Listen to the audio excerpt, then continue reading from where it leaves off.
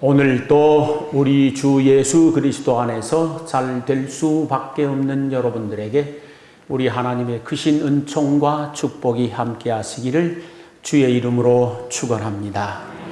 이 시간에는 하나님이 세워주시면 됩니다. 그런 제목으로 함께 은혜를 나누고자 합니다. 우리 인생살이란 집을 짓고 집을 세우는 것과 같습니다. 그리고 그 세우고 지은 집을 지키기 위하여서 부단히 노력하는 것이 우리 인생살이입니다. 저희들이 매일 노력하고 애를 쓰고 땀 흘리고 살아가는 것은 우리 인생의 집을 잘 짓기 위하여서입니다. 또 한편으로는 세운 집을 잘 지키기 위하여서 노력합니다. 이 두 가지를 위해서 일평생 힘쓰고 애쓰고 노력하는 것입니다. 그러나 가만 돌이켜 생각해 보면 우리가 아무리 애를 쓰고 노력을 해서 인생의 집을 짓고 세우고 지키려고 해도 역부족인 경우들이 허다하다라는 사실입니다. 아무리 세워보려고 몸부림을 치고 애를 써보아도 안 세워지는 경우가 얼마나 많은지 모릅니다. 지켜보려고 무던히도 애를 쓰지만은 지켜주지 않을 때가 많습니다. 구멍 뚫린 전대처럼 자꾸 어디론지 빠져나가고 새어나가는 것이 그 우리의 현실입니다. 그래서 때로는 한숨 짓기도 하고 탄식하기도 하고 남몰래 눈물 흘리기도 하고 괴로워하기도 하고 그렇습니다. 인류 역사 가운데서 가장 지혜로운 사람 한 사람을 들라고 하면은 당연히 솔로몬 왕입니다. 솔로몬 왕은 인류 역사에서 아담 이후에서 이 세상 종말 때까지 가장 지혜로운 사람이었습니다. 그리고 그에게는 왕권이라고 하는 권력이 있었고 부귀영화를 한 몸에 다 가지고 있는 분이었습니다. 그 사람이 오늘 본문에 고백하기를 여호와께서 집을 세우지 아니하시면 세우는 자의 수고가 헛되며 여호와께서 성을 지키지 아니하시면 파수꾼의 깨어 있음이 헛되도다. 너희가 일찍이 일어나고 늦게 누우며 수고의 떡을 먹음이 헛되도다. 그렇게 말씀을 했습니다. 천하의 가장 지혜로운 사람이고 모든 권력을 한 손에 쥐고 있고 부귀영화를 다 누리고 있는 사람인 그 솔로몬이 하는 말이 아무리 노력을 하고 애를 써서 인생의 집을 세워보고 지어보려고 해도 하나님이 세워주지 아니하시면 세워질 수 없었고 아무리 지혜롭고 명석한 사람이라고 하더라도 그걸 지키려고 할 적에 하나님이 지켜주지 아니하시면 안 지켜지더라고 하는 말씀입니다. 아침 일찍 일어나서 온종일 수고에 땀을 흘리고 저녁 늦게 들어가서 잠을 잔다고 하더라도 천하의 가장 지혜로운 솔로몬도 하나님이 세워주지 아니하시고 하나님이 지켜주지 아니하면 안 되더라는 것입니다. 하물며 범인인 저희들이야 말할 나위가 없습니다. 이러한 사실은 우리 일평생 동안 경험하고 살아가는 것들입니다. 우리가 살아보니까 그러지 않습니까? 아무리 노력을 하고 애를 쓰고 무진장 고생을 해도 안 되는 것은 안 되더라는 겁니다. 아무리 지혜롭고 명석하고 명철한 사람이라고 하더라도 나의 힘과 나의 지혜로는 여러 가지로 얽히고 설킨 인생의 매듭을 풀 수가 없더라고 하는 사실입니다. 그래서 역부족을 느끼는 것이 우리의 삶의 현실입니다. 오직 하나님께서 풀어주시고 하나님께서 세워주시고 하나님께서 지켜주실 때에만 세워지고 풀어지고 지켜지는 것일 줄 믿습니다. 성경에 보면은 수많은 믿음의 선진들이 하나님이 세워주실 때 세워졌고 하나님이 지켜주실 때 지켜졌었습니다. 창세기에 나오는 요셉을 한번 살펴보겠습니다. 요셉의 인생은 다 무너져가는 인생이었습니다. 비참하게 무너져가는 그런 인생이었습니다. 그런데 하나님께서 세워주시니 단번에 세워졌습니다. 요셉은 원대한 포부와 꿈을 가졌습니다. 남달리 큰 포부와 꿈을 가슴에 끌어안고 인생을 살아가는데 그가 가슴에 품은 꿈과 포부에 비하여서 삶의 현실은 너무도 어려운 것입니다. 1년, 2년 해가 바뀌면서 꿈이 이루어질 가능성은 털끝만큼도 보이지 않습니다. 그의 인생살이는 점점 무너져 내려가는 것입니다. 사람이 살아가면서 무엇인가 애쓰고 노력하고 열심히 믿음 생활하고 기도 생활하면은 자기가 소망하는 꿈과 비전들이 조금씩 이루어져 가는 것이 눈에 보이고 호전되어 가는 것이 눈에 보이고 잘 되어갈 가능성이 눈에 비치게 되어지면 힘도 생기고 용기도 생기고 그래서 더 열심히 열정적으로 인생을 살아갈 수 있는데 요셉은 그러지 않았었습니다. 날이 가고 달이 가고 해가 바뀌면서 점점 그의 인생은 무너져 갑니다. 형제들에게 미움을 받아서 왕따를 당하는가 하면은 외톨이가 되어집니다. 형제들이 합세해서 그를 노예로 팔아먹어 버립니다. 낯설고 물선 이역만리 애굽 땅 노예로 팔려갔습니다. 노예 생활이라는 것이 짐승하고 전혀 다를 바가 없는 그런 시대입니다. 그런데 그 노예 생활도 제대로 하지 못하고 억울하게 누명을 뒤집어 쓰고 깊은 감옥에 들어갑니다. 다시는 햇빛을 볼 수 없는 가련한 신세가 되어버렸습니다. 그런데 이 요셉이라고 하는 사람이 자기 인생이 점점 무너져 내려가고 비참하고 처절하게 일그러져 가는데도 불구하고 어떤 절박한 환경에서도 믿음을 잃지 않았었다는 사실입니다.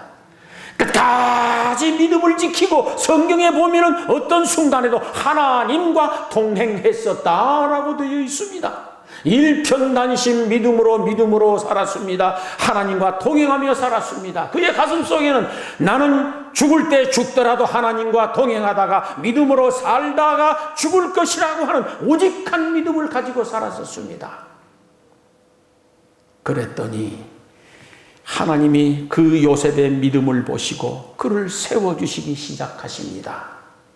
어느 날 애굽 왕이 잠을 자다가 심상치 않은 꿈을 꾸었습니다. 꿈을 꾸고 일어났는데 도대체 그 꿈이 무엇을 의미하는지 알 수가 없는 것입니다. 꿈인즉 아름답고 살진 소 7마리가 푸른 초장에서 풀을 뜯고 있는데 어디서인가 흉측하고 바싹 마른 암소 7마리가 나오더니 그 살진 7마리 암소를 잡아먹어버리는 것입니다.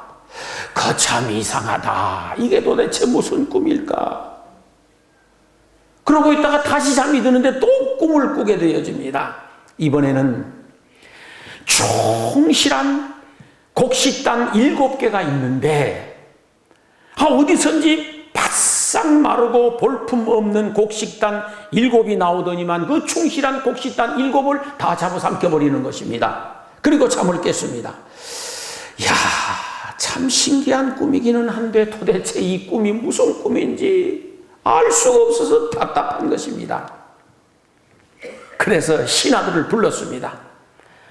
신하들을 불러놓고 내가 밤에 잠을 자는데 여창무창한 이런 꿈을 꾸었느니라. 도대체 이 꿈이 무엇인지 알 수 없으니 어떻게 했으면 좋겠냐? 해몽할 사람 없느냐? 그렇게 해서 결국은 나라 안에 유명한 술객들과 박사들을 총동원시켰습니다. 그리고 왕 앞에 앉혀놓고 왕이 꿈 얘기를 합니다. 이러저러한 꿈을 꾸었는데 이것이 무엇을 의미하는고. 그런데 나라 안에 이름난 술객들과 박사들이 왕의 꿈이 무엇인지 해몽을 못하는 것입니다. 만약에 하나 잘못 해몽했다가는 그 자리에서 목이 달아나지 않겠습니까? 아무도 꿈을 해몽하지 못하고 있는 것입니다. 그러니 바로 왕이 답답해 죽을 지경입니다. 이때 곁에서 술 맡은 관원장이 과거에 감옥에서 요셉과 같이 있다가 만난 이야기가 있지 않습니까? 왕이요, 저 감옥에 가면은 요셉이라고 하는 유대인 청년이 있는데, 그 녀석이 꿈을 정말 기가 막히게 해몽을 합니다. 한번 불러내서 왕의 꿈을 해몽시켜보는 것이 좋은 줄 압니다. 그러면 그렇게 한번 해보도록 해라. 그렇게 해서 요셉이 왕 앞에 불려 나왔습니다. 내가 이러저러한 꿈을 꾸었느니라. 이 꿈이 무엇을 의미하는 것이냐? 예, 왕이요, 살진 소와 충실한 곡식단 7은 앞으로 7년 동안 이 나라에 풍년이 든다라는 의미입니다. 그리고 흉악하고 바짝 마른 7 암소와 통풍에 바싹 말라버린 7 곡식단은 풍년 이후에 올 7년 흉년을 의미하는 것입니다. 그러므로 앞으로 7년 동안 이 나라에 풍년이 될 것인데, 그때 나라 곳곳에 창고를 짓고 많은 곡식을 비축해 놓았다가 흉년이 들면 그 곡식을 풀어서 백성들로 하여금 먹고 살게 하면 이 나라는 걱정이 없습니다. 왕이 무릎을 치면서 맞다, 네 꿈이 옳다. 그러더니만은 요셉을 애굽의 총리로 세우는 것이었습니다. 당대 애굽은 세계 최고의 나라였습니다. 총리로 세우면서 하는 말이, 나는 왕의 이름만 있는 것이고 모든 나라의 실권을 네가 쥐고 다스리도록 해라. 그렇게 해서 요셉이 총리가 되어져서 7년 풍년이 들자 그때 나라 천 곳곳에 창고를 짓고 곡식을 비축했었습니다. 7년 풍년이 지나자 지금까지 한 번도 경험해보지 못했었던 흉년이 드는데 무서운 흉년이 듭니다. 애굽 주변에 많은 나라들이 흉년이 들어서 다 죽어 넘어지는데, 요셉은 7년 동안 비축해 놓았었던 곡식을 백성들에게 다 풀자 백성들이 걱정 없이 7년 동안 살게 되어집니다. 그 일을 통하여서 애굽도 구원하고 이스라엘도 구원하고 요셉 자신의 꿈을 성취하게 되었습니다. 일편단심 어떤 상황, 어떤 입장, 어떤 처지 속에서도 믿음 잃지 아니하였었고 오직 하나님과 동행했었더니 하나님께서 그의 믿음을 보시고 다 무너져버린 요셉을 세워주니 일약 애굽의 총리 대신이 된 줄로 믿습니다. 지금 저희들도 어떤 상황에서든지 어떤 입장에서든지 일편단심 하나님만 의지하고 믿으며 하나님과 동행하게 되어지면 하나님은 틀림없이 무너져가는 그 어떤 인생도 다시 세워줄 것을 믿습니다. 요셉의 믿음으로 말미암아 여러분의 인생이 세워지는 역사가 체험되어지기를 주의 이름으로 축원합니다. 열왕기하 5장을 보게 되어지면은 아람 나라라고 하는 당대 거대한 나라 하나가 등장을 합니다. 거기 나아만이라고 하는 장군을 잘 아시지 않습니까? 그는 왕의 다음 실권을 쥐고 있는 자였습니다. 하늘에 나는 새도 떨어뜨릴 만큼 엄청난 권력을 쥐고 있는 사람이었습니다. 그런데 그 나아만 장군의 인생이 무너지기를 시작합니다. 당신은 천벌이라고 여겨졌었던 문둥병이 이 나아만 장군에게 든 것이 옳습니다. 이것을 치료해 보기 위하여서 얼마나 애를 쓰고 노력을 했었을 것이며 별의별 약은 다 썼을 것입니다. 그럼에도 불구하고 백약이 무효입니다. 이러고 있다가는 자기 인생은 완전히 무너져서 죽을 것 같습니다. 어느 날 저녁이었습니다. 아내와 둘이서 방에서 이 문제를 놓고 고민하며 괴로워하고 있습니다. 이 일을 어떻게 해야 할까? 이 일을 어떻게 해야 할까? 평생 쌓아놓았었던 명예, 명성, 권력, 부귀영화 다 잃어버리게 되었습니다. 고민을 하고 있는데 그때 과거 이스라엘에서 잡아온 하녀 하나가 그 집에 종으로 있었습니다.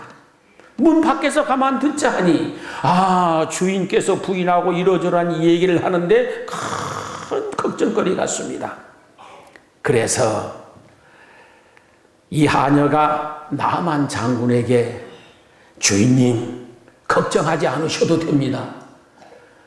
저 이스라엘 가시면은 엘리사라고는 선지자가 계시는데 그분에게 가면은 이 문둥병 얼마든지 고칠 수 있습니다. 나만 장군에는 이보다 더 큰 복음이 어디가 있겠습니까? 그래서 나만 장군이 이스라엘을 가기 위하여서 왕을 찾아갑니다. 왕이여, 사실은 저가 이러저러해서 나병이 들어서 더 이상 고칠 수가 없어서 비참한 지경에 무너져 가고 있는데 이스라엘로 넘어가면 그 엘리사라고는 선지자가 있고 그에게 가면 고침을 받는다고 하니 허락해 주시기 바랍니다. 왕이 평생 가장 총애하던 사람이 나만 장군이었거든요. 나만 장군은 아람 나라의 구국공신 1등 공신이었습니다. 그러면 그렇게 해보라고 그러면서 많은 은금보화를 마차에 가득 실려서 이스라엘로 보내게 되어집니다. 나만 장군이 왕이 준 은금보화를 마차에 싣고 수많은 병사들을 대동하고 이스라엘 국경을 넘습니다. 이 정보가 이스라엘 왕정에 들어갑니다. 왕이 이제 두려워 떱니다. 퇴간절 이 아람 나라 나만 장군이 무슨 일로 병사를 이끌고 이 땅 국경을 넘어오는고. 나만 장군이 이스라엘 왕을 만나가지고 하는 소리가 내가 문둥병이 들어서 죽게 생겼으니 나를 고쳐주시오. 그러니까 이스라엘 왕이 벌쩍벌쩍 뛰면서 내가 무슨 능력으로 당신 병을 고칠 수 있단 말입니까? 이건 필연코 이것을 구실 삼고 핑계 삼아서 우리나라를 침략하려고 수단을 부리는 것이라고 그러면서 식음을 전폐하고 자빠져 버렸습니다. 이 소리가 엘리사 선지자에게 들리자 집에 종 하나를 임금에게 보내서 왕이여 그 나만 장군을 저에게 보내시기 바랍니다. 그렇게 해서 나만 장군이 저 시골 후미진 한 동네 살고 있는 엘리사 집으로 행차를 옮깁니다. 저만큼 나만 장군이 오는 것을 본 엘리사 선지자가 집에 있는 하인을 내보냈습니다. 그리고 그에게 일러보내기를 여기까지 올 것 없고 그냥 요단 강물에 가서 7번만 목욕을 하고 나면은 네 몸이 깨끗하게 나을 것이라고 해라. 종이 가서 그렇게 일렀습니다. 그러자 나만 장군이 크게 화를 내면서 세상에 이럴 수가 있는가 그러면서 돌아가자는 것입니다. 다시 돌아가자. 돌아가면 이제 안 갚음할 것 아닙니까? 나만이 생각할 때에 그래도 최소한 아람 나라 나만 장군이 나타나면 엘리사 선지자가 맨발로 뛰어나와서 절을 하고 예를 갖추고 거대하게 하나님 앞에 제사를 드리면서 이 나만 장군을 고쳐주라고 거창하게 할 줄 알았었는데 얼굴도 안 비치고 하인 하나를 보내가지고 저 시뻘건 강물이 흐르는 그 요단 강물에 가서 7번만 모여가면 나아버릴 것이라고 너무 가소롭고 모욕적이라고 느껴졌습니다. 자존심이 어떻게 상하는지 견딜 수가 없습니다. 그래서 돌아가자고 하는데 그때 나만 장군이 데려온 주변에 신복이 있었습니다. 신복이 하는 말이 장군님, 이 요단 강물에 들어가서 7번 목욕하는 것이 뭐가 그렇게 어렵습니까? 만약에 엘리사 선지자가 이보다 다 어렵고 힘든 일을 하라고 했으면 어쩔 뻔했습니까? 그래도 해야 되지 않겠습니까? 그걸 제 생각에 그런 것이라요. 만약에 엘리사 선지자가 거꾸로 물구나무 서가지고 심리를 왔다 갔다 하란다든지. 고약한 것을 시키면 어쩔 뻔했어. 근데 요단강물에 들어가서 7번 목욕하는 것이 뭐가 문제예요, 이게? 신복이 그 얘기를 해줍니다. 그러니까 장군이, 그래, 맞다. 그 말이 맞다. 그리고 수많은 병사들과 이스라엘 백성들이 보는 가운데서 옷을 벗고 요단강물에 들어가서 푹 몸을 담그고 몸을 씻습니다. 한 번 들어갔다 나와서 쳐다보니 하나도 변한 데가 없습니다. 2번 들어갔다 나와서 몸을 보니 또 여전히 하나도 변화된 데가 없습니다. 이게 문제입니다. 저도에도 말씀을 드렸지만은, 우리가 하나님 앞에 열심히 기도를 했습니다. 열심히 기도를 하고 철야를 하면서 기도하고 금식하면서 기도를 했습니다. 그러면 무엇인가 조금씩 달라지고 호전되어지고 좋아지는 것이 보이면은 용기가 나고 힘이 나서 더 열심히 뜨겁게 기도하고 간절히 기도하고 금식 20일 하려고 그랬는데 30일 해버려야지. 그럴 수가 있습니다. 그런데 전혀 변화가 일어나지 아니하면은 절망하기가 쉽습니다. 그래서 가장 쉽게 하는 소리, 이것은 하나님의 뜻이 아닌가 봐. 제일 좋은 핑계예요, 그게. 나만이 3번, 4번, 5번, 6번 갔다 나와도 전혀 변화가 일어나지 않습니다. 그럼에도 불구하고 지극한 인내심을 가지고 마지막 7번까지 들어가서 목욕을 하고 나왔었습니다. 그 순간 6번째까지 전혀 변화가 없던 그의 몸이 마지막 순간 어린아이 피부처럼 깨끗하게 치료가 된 줄로 믿습니다. 할렐루야. 바로 그것입니다. 성경에 보면 하나님의 역사는 점차적으로 이루어지는 경우도 없잖아 있습니다. 조금씩 변화가 일어나는 경우도 있습니다. 그러나 대다수의 하나님의 기사와 이적들은 순간적으로 일어났었습니다. 최소한 저희들의 기도의 분량이 채워지는 그 순간, 나만 장군은 끝까지 인내하고 7번까지 몸을 씻음으로 말미암아 무너져가는 그의 인생이 다시 세워진 줄로 믿습니다. 오늘 저희들도 하나님이 말씀하시면은 끝까지 순종함으로 말미암아 7번까지 순종함으로 말미암아 무너져가는 어떤 인생도 다시 세워지는 축복이 있기를 주의 이름으로 축원합니다. 욥의 인생을 보십시오. 성경에서 욥을 일컬어 동방에서 가장 의로운 사람이라고 칭송을 했습니다. 그는 순전하고 정직한 사람이라고 하나님이 말씀하셨습니다. 일편단심 여호와 하나님만 경외하는 사람이요 악에서 떠난 훌륭한 사람이었습니다. 모든 면에서 부족함이 없는 사람이었습니다. 현숙한 아내가 있지요. 7 아들 3 딸 다복한 자녀를 거느렸지요. 어려서부터 좋은 친구가 있었습니다. 중마고가 있었습니다. 몸은 건강하고 튼튼하죠. 많은 재산을 가지고 있죠.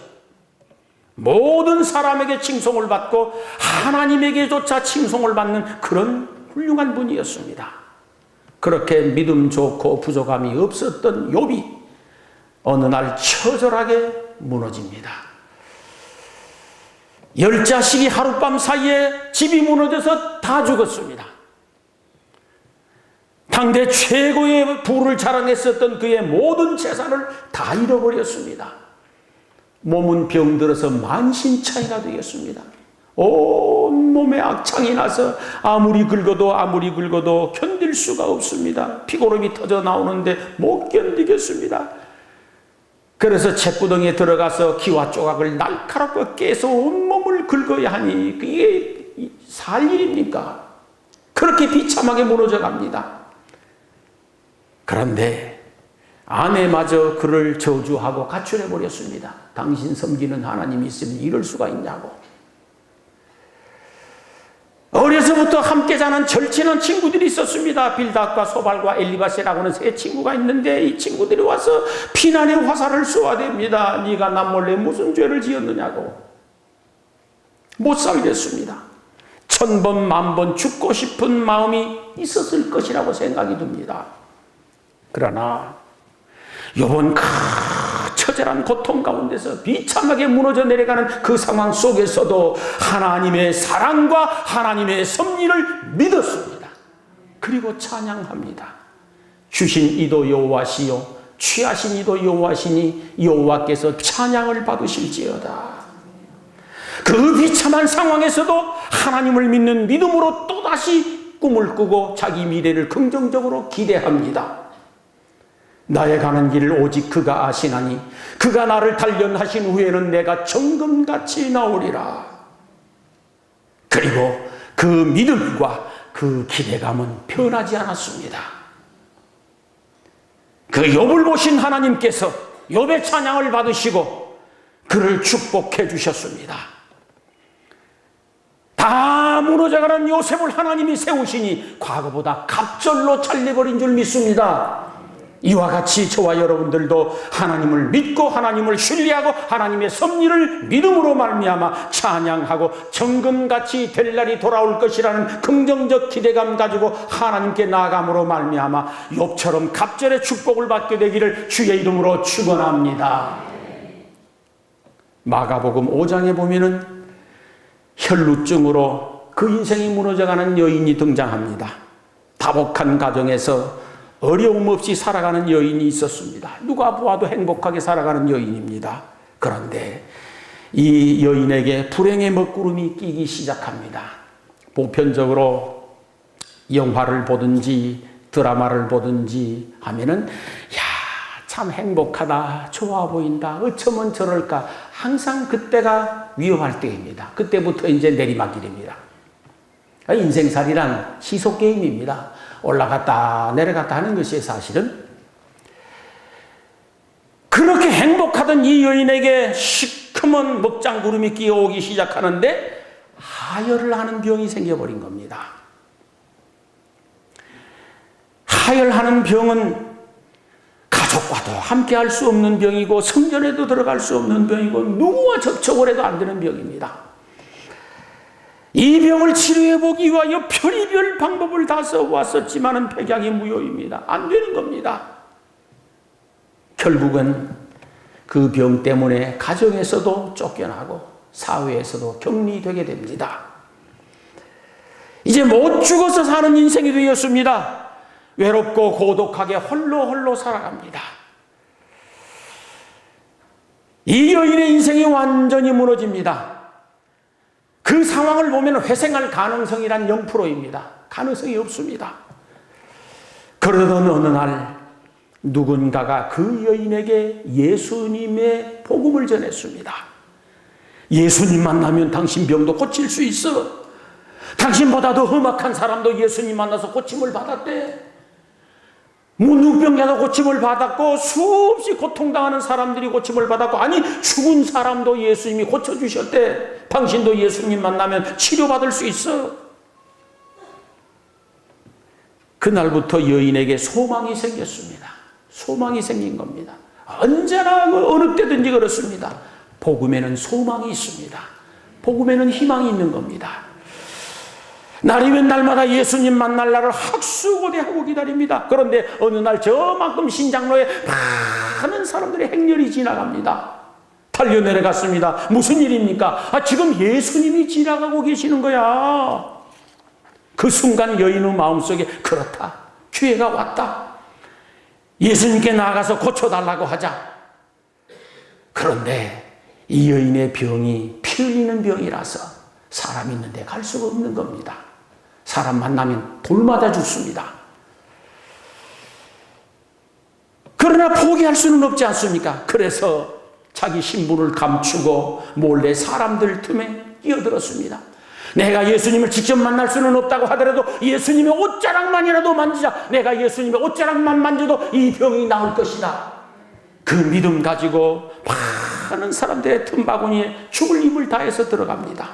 그리고 예수님의 옷자락을 만졌습니다. 그 순간 예수님께서 가시던 발걸음을 멈추고 돌아서면서 누가 내 몸에 손을 대었느냐?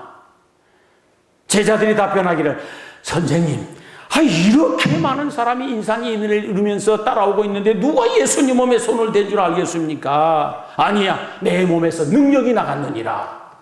그러면서 돌아보시다가 여인의 눈과 마주치게 되어집니다. 여인은 피할 수가 없었습니다. 여인이 사시나무 떨듯 두려워 떨면서 이실직고를 합니다. 예, 주님, 제가 이러저러한 인생을 살아왔습니다. 그런데 예수님의 옷자락만 만져도 낫겠다라고는 믿음이 있어서 내가 죽을 죄를 지었으니 나를 용서해 주시기 바랍니다. 애절한 눈빛으로 예수님을 바라봅니다. 이때 예수님께서 그 여인의 믿음을 보시고 축복하십니다. 딸아, 내 믿음이 너를 구원하였으니 평안히 가라. 내 병에서 놓여 건강할지어다. 그 순간 수년 동안 그 여인을 괴롭혀오던 혈류증은 근원까지 말라버린 줄로 믿습니다. 다 무너져버린 혈류병 여인의 믿음을 보신 예수님께서 그 여인을 다시 세워주시니 그 여인은 다시 일어난 것이 옳습니다. 여러분들에게도 이 여인 같은 믿음으로 말미암아 다시 세워지는 축복이 있기를 주의 이름으로 축원합니다. 우리 인생도 하나님이 세워주시면은 그 누구 못지않게 다시 일어나게 될 것을 믿습니다.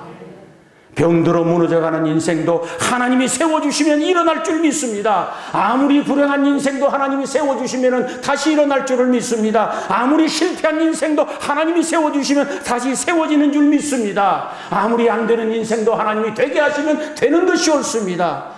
오늘도 우리 하나님은 말씀하십니다. 상한 갈대를 꺾지 아니하시며 꺼져가는 심지를 끄지 아니하시기를 심판하여 이길 때까지 하리라 하셨습니다. 나 여호와가 말하노라.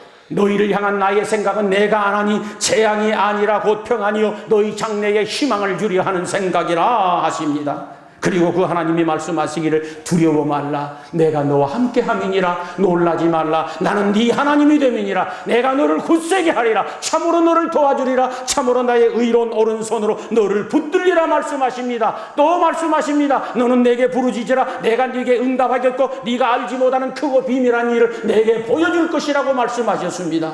구하라 주실 것이요 찾으라 찾을 것이요 문을 두드리라 그러면 너희에게 열릴 것이니라. 구하는 이마다 얻을 것이요 찾는 이가 찾을 것이요 두드리는 이에게 열릴 것이니 너희 중에 누가 아들이 떡을 달라 하면 돌을 주며 생선을 달라 하면 뱀을 줄 사람이 있겠느냐. 너희가 악한 자라도 좋은 것으로 자식에게 줄 줄 알거든 하물며 하늘에 계신 너희 아버지께서 구하는 자에게 좋은 것으로 주시지 않겠느냐 약속해 주셨습니다. 사랑하는 성도 여러분, 하나님이 세워주시고 지켜주실 수 있도록 어떤 상황에서도 하나님과 함께 하시기를 소망합니다. 끝까지 순종할 수 있기를 소망합니다. 끝까지 찬양하며 정금같이 될 것을 기대하며 바라볼 수 있기를 소망합니다. 포기하지 말고 기도할 수 있기를 소망합니다. 그리하여 여러분의 남은 인생은 우리 하나님이 세워주시고 지켜주심으로 말미암아 승리의 삶이 될 수 있기를 주의 이름으로 축원합니다. 기도하시겠습니다.